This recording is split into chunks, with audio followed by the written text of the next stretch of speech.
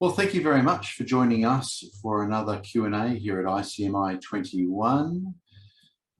Today we have Richard Orrett, who's going to be talking about the incel movement. Got some questions for Richard.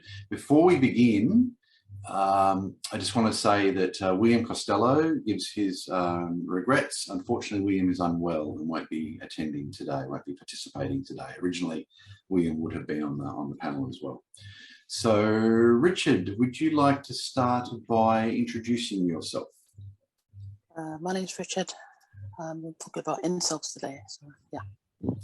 And I gather most people should have watched the presentation that would have just screened in the last hour or so, in which William and yourself were talking about the incel movement.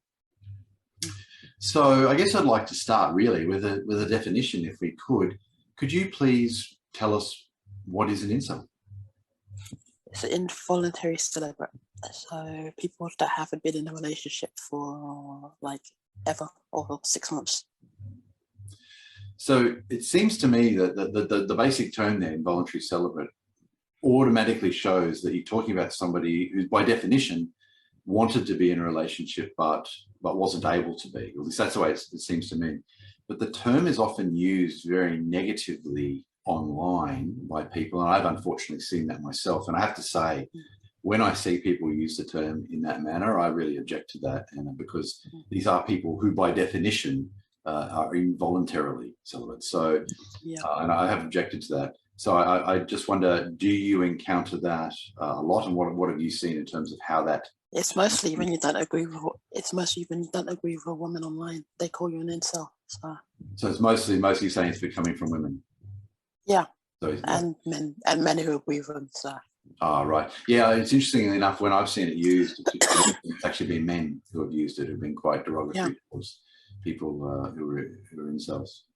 So one of the topics that came up in the presentation that William talked about was highly educated women. Now, I guess I just wanted to make a comment about that. And by the way, I think William has found some really interesting data about the incel community, and I think it's probably good that there's some quantification there, and that there's an opportunity to understand the community a bit better. But he said the term highly educated women, and it's a term that I hear a lot. And I just want to make a comment on that I think when people say highly educated women, they mean women who have had, because women in our society are in school and university for longer than men on average. When they say highly educated women, they're talking about women who have a lot of years of formal education. And in my view, it's taking, it's not meant as any criticism towards William, but in my view, when that term is used, it seems to be used in a very narrow sense to mean only formal years of education. I think that's a very narrow view of education. And in terms of formal years of education, women are absolutely beating men by a number of years. But I think there's, as we said before, when we talked before the recording, the session began, there's a few aspects to that. So what are your thoughts on women in university, for example, versus, say, men in university? Most women are just getting the qualifications in gender studies and other stuff that's not going to get them a job at the end of it. So actually, that's a really good point. They're wasting their time at university for the most part. So yeah, so basically you're saying there that they are, a lot of them are doing gender studies degrees or something perhaps equally useless, which won't get you. There aren't too many jobs outside maybe HR departments where that's going to get someone a position. And so essentially they're doing degrees that won't lead them directly to employment, whereas men tend to men usually go in STEM or engineering or something more practical. Yeah, that's right. And if, men will, engineering degrees I think are still something like 90% plus male. And that's right. When men tend to choose their degrees when they do go to university on the basis of their essentially the capacity to earn an income after they leave university and apply those skills. Some women just go to university so they can find a husband mostly. But now it's mostly women, they can't find a husband. So Yeah, I mean, there's certainly, I suppose, probably, I don't know if there's any hard data. There's certainly been anecdotal data, and some commentators have claimed that, yeah, exactly that there's that aspect to it. I did remember a study in Harvard, I think it was from Harvard, and they found that that male graduates of Harvard. Now, I don't have the study to hand, but this was a number of years ago I read this, but I believe it was Harvard. Male graduates of Harvard were working about 50 years after they graduate. Female graduates of Harvard were working for about 15 years after they graduated. So it's interesting to see that disparity there, where if somebody's coming out of the university, the men's probably emotionally and psychologically tuned into the fact that he's got a long working life ahead of him, and it's often the case that men and women end up with very different outcomes there. You also made a point before we started, I don't know if you want to talk about this a little bit, about men and pursuing other avenues of education outside university. Men are going to trade schools more often, and they do normally self-taught. So they usually go to the libraries or go to YouTube to work on their field, and they go to community college as well. So they go like community college and trade schools mostly. Yep, that's a really good point. In fact, trade schools are really interesting actually, because in some trades there is a worldwide shortage of tradespeople. So there are some trades that if you chose that trade, you would virtually guarantee yourself unlimited employment for the rest of your life. Because there's like a shortage. There's a shortage of plumbers and truck drivers and other like trade stuff, like welding as well. There's a shortage of welders. So yeah, and like sewage workers. There's a shortage of sewage workers as well. Absolutely right. In fact, plumbers are one of the ones I've heard of. That's right. That where there's as far as I know, there's essentially a worldwide shortage of plumbers. Yeah. Truck drivers that you mentioned, that's actually really interesting, because I only really found this out recently. 10 or 20 years ago, they were saying that truck driving was a terrible area to get into because they'd all be replaced by automated trucks. Yeah, and there's actually a worldwide shortage of truck drivers at the moment. Yeah, and as you say, sewage workers and these areas, of course, which are overwhelmingly male, have some commonality, don't they? Yeah, automation is going to take over in like 5 years. Yeah. So it'll be interesting to see what happens with automation. But I do find these areas, I think, are a lot of them are dirty. Would you agree with that? These, yeah, and the jobs are not attractive to women because they seem most low class or working class jobs. So. That's right. They're low status. They may, in some cases, the pay may be all right, but they do tend to be. But they pay more because of the danger pay as well. Yeah. Due to these jobs being more dangerous. Yeah, that's exactly right. So you do find, and there is. We've been looking now at women. I mean, historically, women were in the workforce, but in the modern era, we've got a lot of women re-entering the workforce. But we do see still huge differences. They're mostly office jobs, though. Yeah, exactly. Huge differences in the jobs that men and women are choosing to do. And I think you've absolutely hit it on the head there, where you've got those jobs like sewage worker and so forth, which are nearly universally male. Yeah, because they have to dig up all the fat bugs in the sewers that are caused by women mostly. And I admit, it's not a job I want to do. But I think we sometimes call them the invisible jobs, actually, because there are a lot of. We've got a question too. I'll get to that. I sometimes call them the invisible jobs, but we're all relying on those men, and my concern is that it's true for both men and women that a lot of people don't appreciate the men who are in those positions. But I try to keep aware of the fact that I'm relying on these people who are overwhelmingly men who are doing these jobs to let me have the nice life that I enjoy. Yeah. So we do have a question. Okay, so Douglas Wallace has said, incel movement seems like a contradiction in terms. A movement is a deliberate effort and nobody can be involuntary deliberately. Comments? That's an interesting question. Incel's not a movement because people incorrectly label it as a movement and it's not. So. Yeah, and I think I probably did that. So apologies to Richard and I should it's like nails on a chalkboard for me. And people call it. Oh, okay, fair enough. Apologies for that. I was cringing. Cringing when I did that. Yeah, fair enough. Yeah.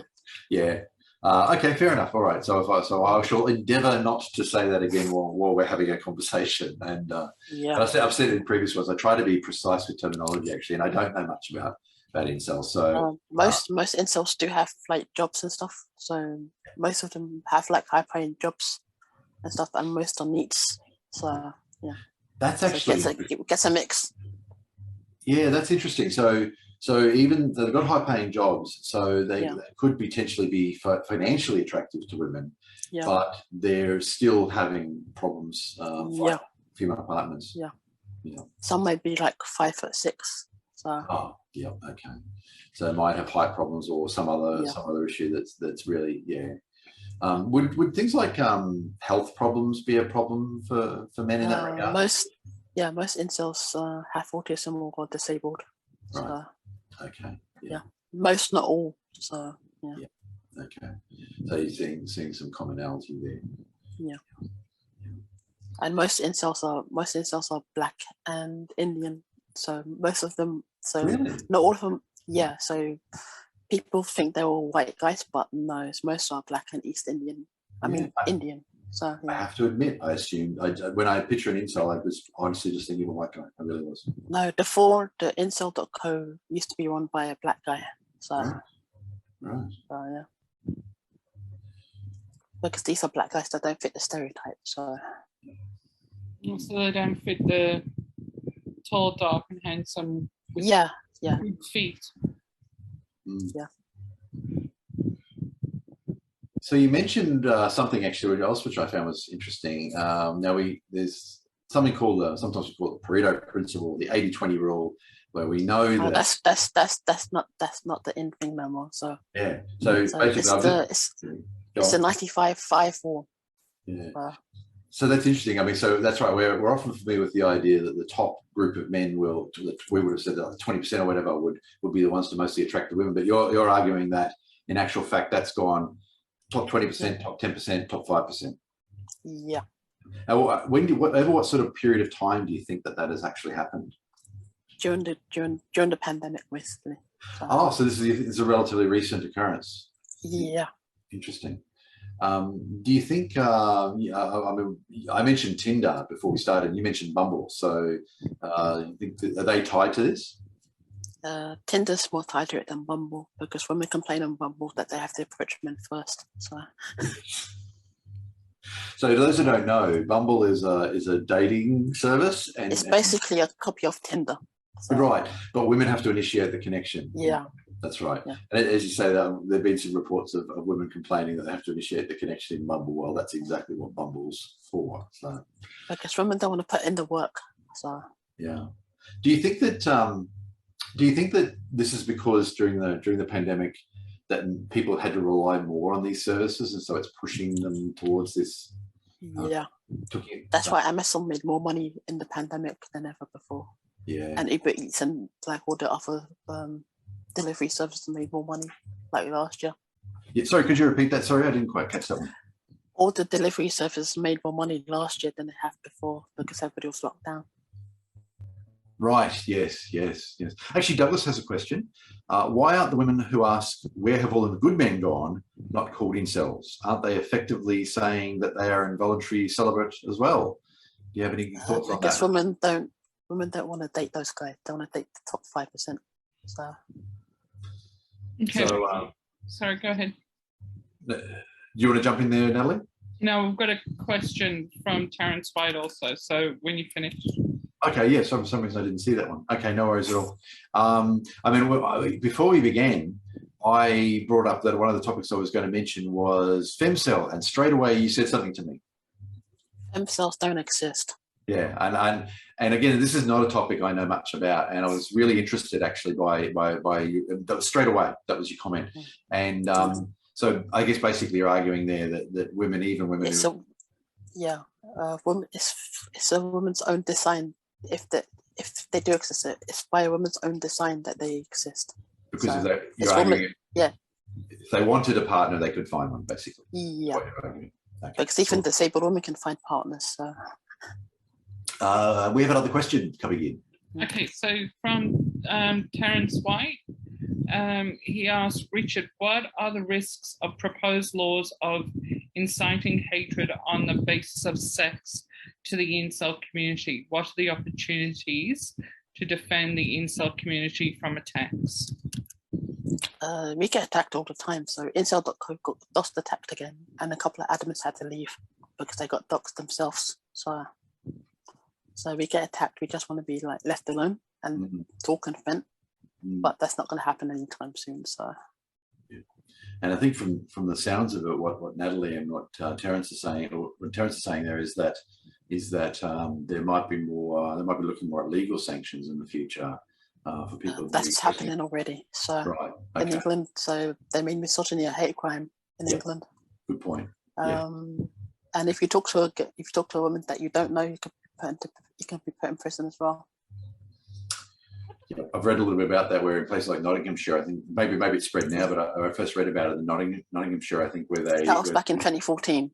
Yeah. So. Where even talking to a woman could potentially be harassment. Yeah. Yeah. Oh, okay. I'm going to go back to the Tinder Bumble thing. So with the Bumble where the women have to make the internet. Yeah. So I'm guessing you match up with somebody, and as soon as you match up with somebody, it's up to the woman. She has to make the first move. Okay, great. What I don't understand then is I have a problem with dating sites, not with what they do, because a lot of great couples have met through dating sites, but I'm kind of old school where I want to meet somebody organically. Yeah.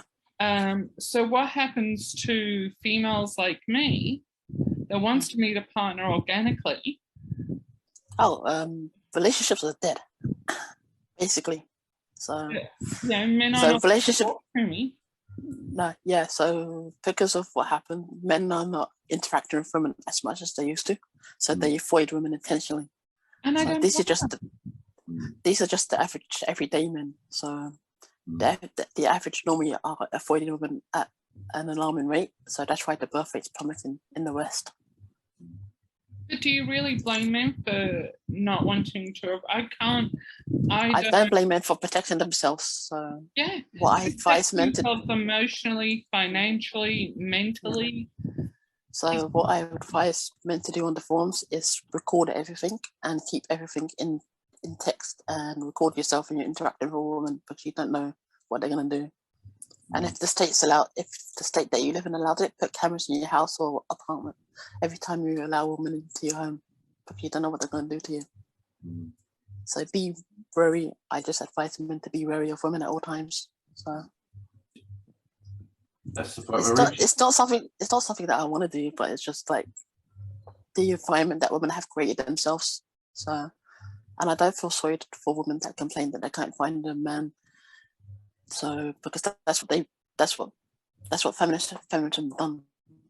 So if you didn't speak up when feminism was putting all this in place, then I don't really feel sorry for people that can't find a relationship, because the feminists have made it to a point where men don't want to interact with women no more. So I've told friends that have gone into new relationships after divorce where they've lost everything and they bought a new place or something, and I've said, just make sure it's in your name. Do not put her name. And make sure she doesn't get mail delivered to your house, because she can stay in the house as well if she gets mail, or even if she has a key.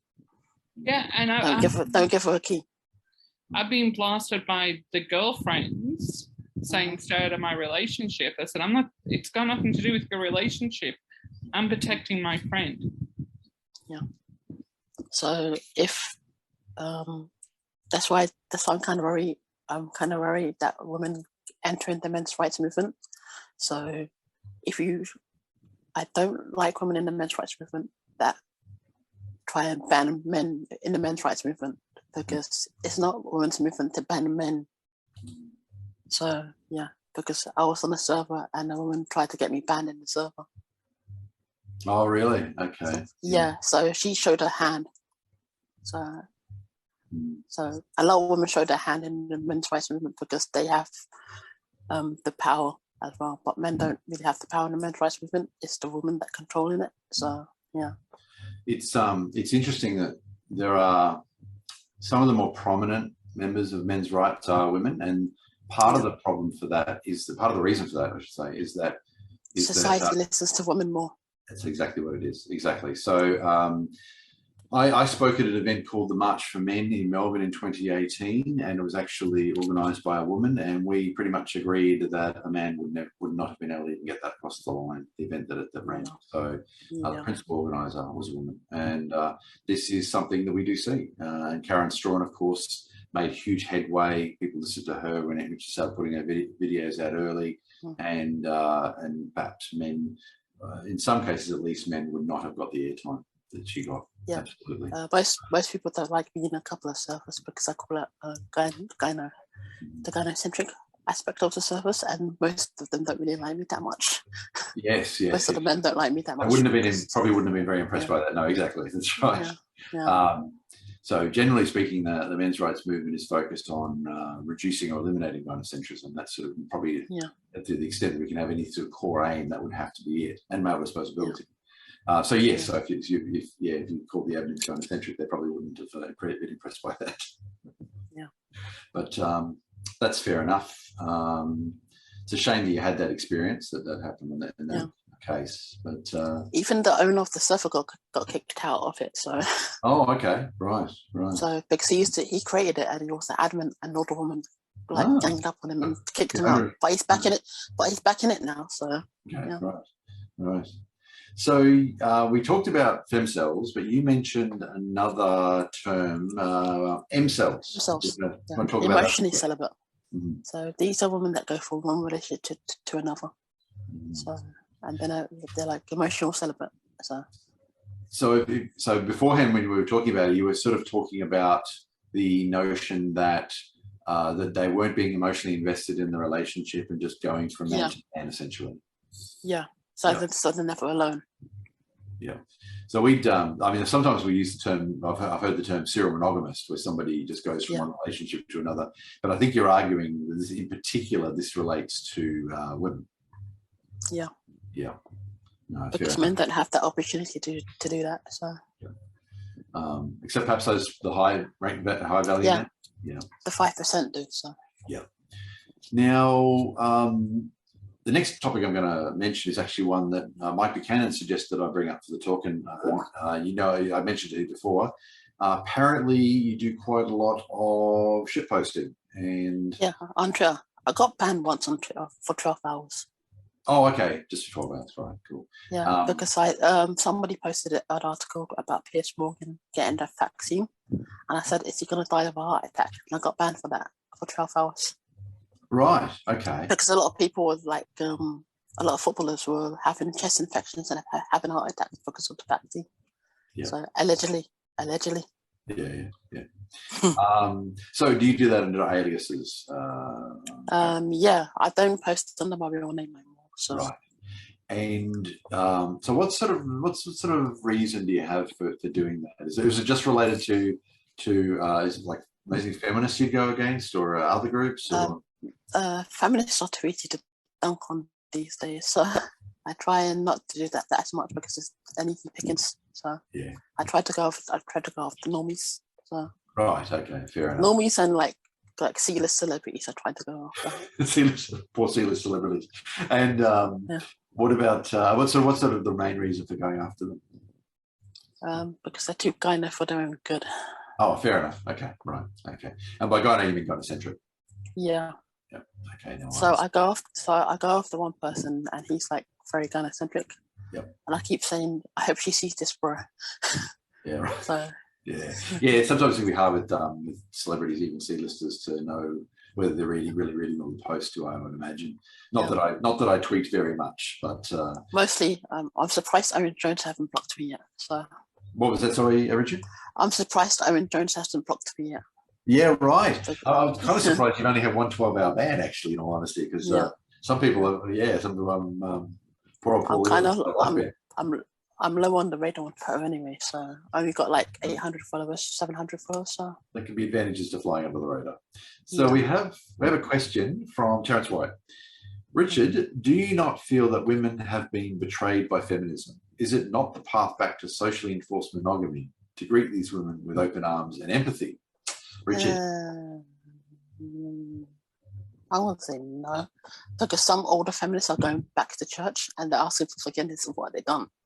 So, like the Cosmopolitan woman who put all the stuff in the magazine, she said she regretted what she did, and she's going to like church for asking for forgiveness, but it's too late now. So, you're absolutely right. That's right.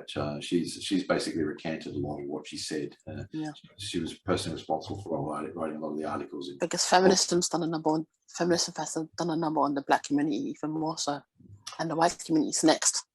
Yes, I agree. Actually, I absolutely agree with you. This is something that I'd observed as well. I think it's something nobody's talking about enough. And I think and I would suggest it's not just even feminism. If you look at, say, the African American community in the US, they have extremely high rates of fatherlessness. Rather, they have a significant proportion of black men are in jail. The ratio to other that's due to feminism and social engineering. And this is because like a lot of black communities have Planned Parenthoods in them. Have what in them? Sorry. Planned Parenthoods, like right? Centers. Yes. So abortion rates are very high in black communities. Yes. That's why the population of the black communities is only 12%. So. Yeah. This is something that I've read a little bit about too. That's right. That you do find that there has been some targeting there in terms of where those facilities were placed and so forth, and you do see very high abortion. Black people would have been freed earlier and got the vote if it weren't for feminism as well. So. Yes, I agree. Absolutely. I don't know if you want to. Do you want to go into that? I don't want to deep dive. I don't want to go to deep dive in the discussion because it's not appropriate. So no, that's cool. But I tend to agree. Actually, I think that if feminists was and is to a large degree a movement of well-to-do white women has harmed black communities. That's why the suffragettes movie kind of annoyed me when it came out. What did the suffragettes movie do? Sorry. The suffragettes and the movie that came out in 2012 that annoyed me a little bit. So because I knew the history backwards and forwards. So annoyed you a little bit. Yeah, I haven't seen it actually because I know a bit about the suffragettes and the suffragists and so forth. And suffragettes, suffragettes exactly. And I have actually so far elected not to see that movie. Maybe I'll watch it one day to write an article on it or something. You can sell the 7 Seas and download it. Yeah, right. Yeah. No, I probably should watch it one day. But go on, Natalie. Can I just also give my opinion on Terence's question because I actually think it's very relevant as a white female. So I'd say in the 90s I would sprout it kind of half jokingly that. Yes, I'm a feminist and I am woman, hear me roar. Now, that was me thinking I knew what feminism was. Yeah. That was the sugared variation of it. It wasn't until I started falling down the rabbit hole that I came to a realization of what the truth of feminism was. So I 100% agree that feminism has betrayed women because of the sugar-coated version. I would say especially my generation grew up with. We saw it. We weren't told of the other side of it. We weren't told the truth. We were told this sugar-coated version. And I feel betrayed as a woman because I reckon we would have got the vote within those 10 years anyway. Equal pay. I think it would have eventually happened. It might have taken for 10 years longer, but I think we would have eventually got there. We've got equal pay. We've got the vote. Can I say it's because of the feminist movement and the suffragettes and the suffragettes and all that? Maybe you can say it was the suffragists that did it. Yeah, maybe it's propelled it quicker, but I think we would have eventually got it anyway, because I think as we grew as a society and where we are as far as women working women going out into the workforce more so than they were in the 50s, 60s, 70s, and 80s, that I think we would have, as a society, did it anyway. So there's an argument. So that for those who don't know, in the UK there was the suffragist movement that was a large. There's also the people's vote as well in the UK. So what was it? There was also what, sorry? The people's vote in the UK as well. Right, yes, because that's right. In the UK, men got universal suffrage in 1918 and women in 1928. And a lot of people forget the fact that for a long time, a lot of the men who went to fight in World War I didn't have the vote. But the suffragists were a large group who advocated peaceful reform, and the suffragettes, that are very well known, split off that group. And there's an argument, some people have argued that the suffragettes actually slowed down universal franchise for women because the politicians didn't want to be seen to be aligning with extreme groups, whereas it was really the suffragists who were arguably putting that forward. And suffragettes were like terrorists back in the day anyway. So. That's right. They were violent, exactly. And today they would be classified as domestic terrorists, absolutely. And they want incels to be claimed as terrorists as well. So yes, exactly. Which is I find to be a truly terrifying idea, that because somebody could be in a position that is by definition involuntary, and they get themselves classified as a terrorist as a result of that, is to me a truly terrifying idea. Yeah. So it's being talked about in Parliament. So really, when they come back, got as far as the British Parliament. Yeah. So Sean's got a comment here. Feminism's global business is gigantic big bucks. If women were happy, it couldn't stand. If women weren't happy, it couldn't stand. So, well, you can't really make a woman happy anyway. So it's in their nature to be miserable. I'm happy. I'm a happy person. It's just I've gone through ups and downs. I've gone through hell. I've literally walked through that river of fire, but I'm happy. Oh, cool. As I said, we've talked about before, one of the things about our movement in terms of men's rights is a movement, and in terms of the people we associate with, we don't all have to agree on everything. Yeah. So, well, let's see. Do we have any more questions coming in? I've got one. I have one more question, and we've got Douglas has just made a comment actually. So, so Douglas Wallace says, in the UK, women got the vote at the same time as men, but the law was passed in the middle of World War I, and it was felt reasonable to have roughly equal numbers of men and women voters. So the age for women was higher than the age for men. That's right. It was women over the age of 30. That's I'll finish Douglas's comment first. That was adjusted 10 years later, and ever since then, women have had the majority vote. That's right. So in 1918, universal male franchise passed in the UK, and women over 30, I think there may have been some other minor qualifications, but a high proportion of women over 30, most women over 30 got the vote at that time. And as Douglas says, 10 years later in 1928, the age was brought down to be the same. So it was 21 for both men and women. And as Douglas says, the majority of voters since then have been women. So Sean says, so if women are not getting elected, it's because women won't vote for them. Yeah, so this is actually really interesting.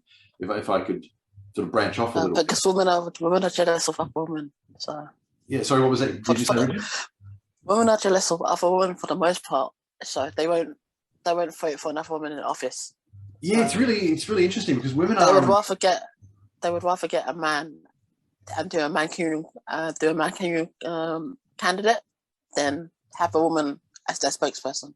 Yeah, so, it's really interesting, isn't it? Because women are the majority of voters in most countries that have universal franchise. In the US, so here in Australia, we have universal mandatory voting. So the effect is a little bit less here. But in countries that have optional voting, more women vote than men in general. So this further exacerbates the difference. That's right. So because men just want to be left alone for the most part. So they want to do their job, go home, do their job, so they don't get involved in politics until it affects them. So women want more government and more safety, and that's how we got lockdowns all over the world, because women didn't feel safe, so we got lockdowns. So and And if you've got situations like in the US where men vote, where people vote on a Monday, or Canada where they vote on a Tuesday, here in Australia we vote on a Saturday, then I think there must be a lot of men who are particularly working on those days. Yeah. And that must. So it's like it's mostly women. It's mostly women who vote. The unemployed who vote. Mostly because men are too busy working. So yeah. I think that has an effect. So I think in the US it's something like 55% of voters are women. Somewhere around that number. Yeah. And yeah, so Sean, so it's got a couple of comments here. Yes, Sean, in almost every democracy in the world, women voters outnumber men voters, exactly. And Sean said, because women know they can rely on men to work for their benefit, but they don't trust other women to do the same, it is interesting that since women are a majority of voters, and in the US even more so, then if a lot of men are being elected, it must at least some of that must come from women. Because women can manipulate men to do what they want and coerce men to do what they want. So it's better to have a man in office than a woman. So, which is interesting. Women can manipulate each other, but they know the tricks, and men don't know the tricks of women. So you're arguing that the women find it easy to manipulate men, and so that it benefits them to have men in the position of power. So Sean's just said, all women shortlists are bound to be unpopular and drive away support. Yeah, it's interesting. This is something we're currently wrestling with. And possibly the women shortlist might be coming to an end because of the trans movement, because a lot of trans women are going added on that list as well. Yep. So a lot of TERFs are unhappy about that. So absolutely. And for those who don't know, TERF is a trans exclusionary radical feminist. Generally, my friend was a feminist. She had the dyed hair and everything, but not yet. No, I didn't meet her before, but she was a feminist before I met her. Right. So, but she changed the tune when she got a boyfriend. So she got like a long-term partner now. She just had a baby like back in August, so she's happy now. Yep, cool. So she just beat the boss up, but she's in her late 20s. So the window was just about to close. So right, I see what you mean. Yes. I was going to say TERFs don't generally like being called TERFs, but that is a term which is widely used. Yeah.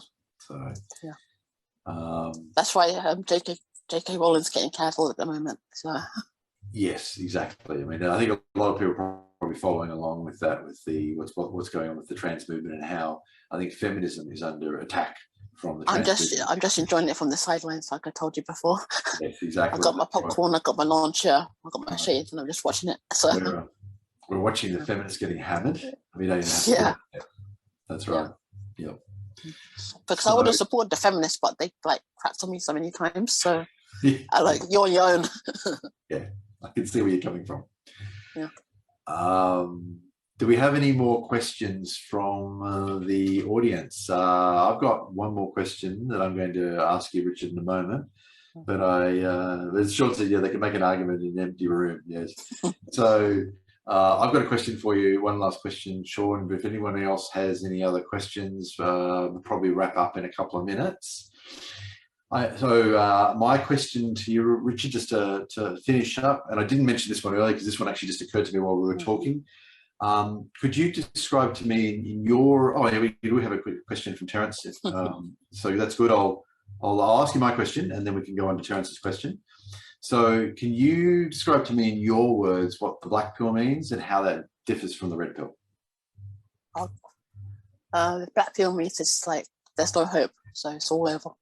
So, and incels created all the pills that you see today. So incels created the red pill, black pill, blue pill, purple pill, white pill. So incels created all of that. Right. So that's probably a pretty good way to put it, because the red pill, at least as we use it, it talks about we're trying. You see the red pills, like you see the gynocentric and the gynocracy of the world. So even in the Middle East is gynocentric as well, because it wants to protect women from themselves. Yeah. So that's what Islam is about, really. It's like protecting women from themselves. Yes. Because they've seen what happened in the West, and the Middle East is already changing anyway, slowly, gradually changing. So Douglas Wallace, who's actually here as a participant at the moment, as an attendee at the moment, he, in an earlier session, we did talk about this a little bit, and in particular talked about Iran and how he feels that feminism is really taking over in Iran, And one thing I had forgotten to mention, actually, and it's a good opportunity to mention it now. Iran's got another 40 years left. Right, interesting. And we'll be interesting to see what happens. Once feminism takes hold of a country, the country goes into decline. Not in a good way. No. I was just going to say that A Voice for Men actually has some articles on Iran written by Iranian men. And it does paint a very different picture than the perception many Westerners have of a country like Iran, even going back more than the last few years. Because, go on. Sorry. No, yeah, you go. Because women could have had the choice to drive a long time ago, but they opted not to because they like the chauffeur. They liked having a chauffeur and a chaperone. So they could have had freedoms a lot. Oh, you cut out there a little bit, Richard. I hope you're still with us. Yep.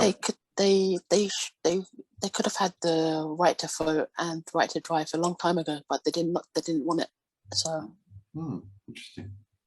So Terence White has a question. I have found that to be somewhat true in family court. We're talking, okay. Family judges don't tolerate the crocodile tears so easily. Will Nolan mentioned that in school, female teachers are more likely than male teachers to defend masculinity. Isn't the future of men dependent on reconciling with women and destroying feminism's contradictions in public? That's a good question. You can't really destroy feminism now. It's like it's too much of a bigger ideology. So you can't really destroy it. You just got to live with it. It's like the corona. You got to live with it. So. All right, wonderful. Well, I don't have any more questions. To the audience, I think last chance for any questions. If something pops up now, I'll ask it. Otherwise, sorry, saying if you followed on, said something. Terence said, destroying feminism's contradictions in public together. So, okay, saying, isn't the future of, so if I'll rephrase it to say, isn't the future of men dependent on reconciling with women and destroying feminism's contradictions in public together? I think is what he said. Women have got to destroy the family courts and alimony and custody. Until that happens, no. That's why I kind of worry about. That's why I kind of worry about females in the MRM, because they have the power to destroy. They have the power to destroy the family court and custody and alimony. So. Thank you very much, Richard, for coming along and first presenting and also participating in the Q&A. It's actually been really fascinating. It was because it's different areas, some different areas than we normally talk about within the men's rights movement. Will people get mad at me for the talk? No. See, we're tolerant of alternative viewpoints. We even let feminists come to our conference and they're welcome to participate as long as they're not disruptive. I don't necessarily agree with everything you said, but that's okay. You're entitled to your opinion. I'm entitled to mine. Perhaps we'll have more of a debate in future. No problem at all. I think this has been a valuable contribution to our conference. Thank you very much. Thanks, Richard. It's been lovely to talk to you. Bye-bye.